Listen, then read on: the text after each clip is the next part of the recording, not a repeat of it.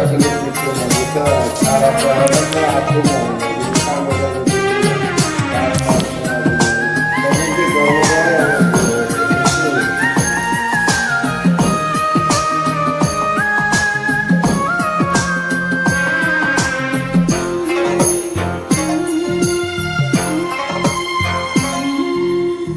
শেষ ঠিকানায় পৌঁছে দিয়ে আবার কেন কিছু ফিরে আসবো না।